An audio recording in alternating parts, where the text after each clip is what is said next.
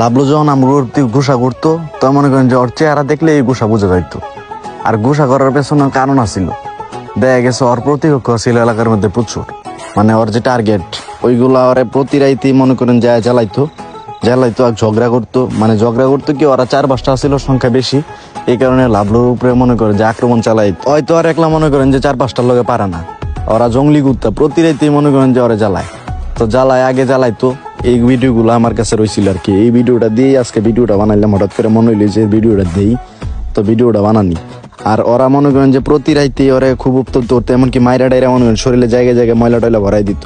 তো আমগোর কাছে এক গুসাড়া দেয় তো যে ওরে যাতে একটা বিচার করে দিই, মানে ওরে যাতে আমরা একটু এটাকে যাই।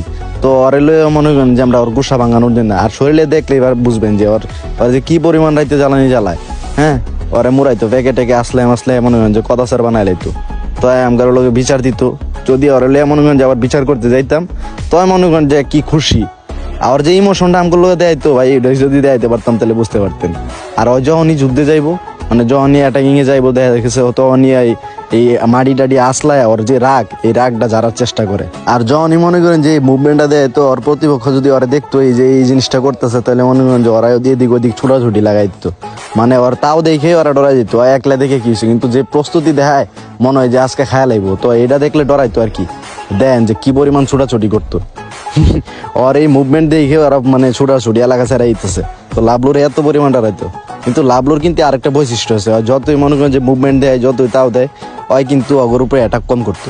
অ্যাটাক কম বলতে ওই যাইতো ঠিকই, মানে খেপ পায় সাহস পায় আমগরলে ওই যাইতো ঠিকই, কিন্তু গিয়া ওর উপরে যে আক্রমণ করবো ওইটাই করতো না। কিন্তু ওরা কিন্তু ঠিকই ওরে পাইলে মনে করেন যে একলা নানান ভাবে জ্বালাইতো, ওরা মাইরা ডাইরা মনে করেন শরীরে জায়গায় জায়গায় ময়লা টয়লা ভরাইতো। কিন্তু ওই রাগ কন্ট্রোল করতে এইভাবে আসলায়, তো মাটি টাটি খামচায় ওই তাও দিত ঠিকই, ডরই দেয়তো কিন্তু যাইতো না। যখনই মনে করেন যে মানে কোনোটার প্রতি যদি খেপা যায়ও, এমন ভাবে যাইবো যে ওরা খুব মারতে যাইবো, কিন্তু গিয়া সেরা মনে করেন যে কিছু করতো না।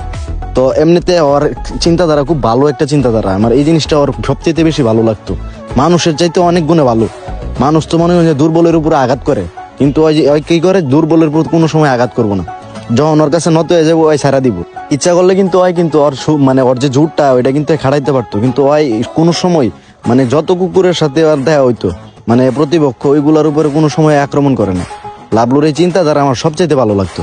বলতে গেলে কিছু কিছু অমানুষের তো নয়, লাভলু একটা কুকুর অনেক ভালো। ওর সাথে যে বিষয়টা হয়েছে এটা তো আপনারা দেখছেন। ওই কুকুরে মনে করেন যে কারোর উপরে আক্রমণ করে না, কোনো কুত্তা দেখলেও আক্রমণ করে না, কিন্তু ওই একটা নিরীহ প্রাণী, কারো কোনো ক্ষতি করে নাই কোনো সময়। এতটা একটা বোবা প্রাণী ছিল, সরল একটা প্রাণী ছিল। ওরে মনে করেন যে ওর সাথে যে ঘটনাটা ঘটছে, মানে ওরে দুর্বল পায়া, ওরে কুকুর পায়া, সামান্য একটা কুকুর ভাই বা ওরা মাইরা ফেলাইছে। আর বিশেষ করে ভাই ওদের কাছে এসব বোবা জিনিসের জীবনের কোনো মূল্যই নাই। এরকম অমানুষ যেমন পৃথিবীতে ভাই আছে, এমন ভালো মানুষও পৃথিবীতে আছে। এই যে ওরা যে একটা সামান্য কুকুর ভাই মাইরা ফেলাইছে, এই সামান্য কুকুর, এই লাভলুর জন্য যে এত মানুষের যে আফসোস, এই আফসোস ভাই কখনো ভোলা যাবে না। এই কারণে যে পৃথিবীতে যত অমানুষও আছে তার মাঝে ভালো মানুষও আছে ভাই।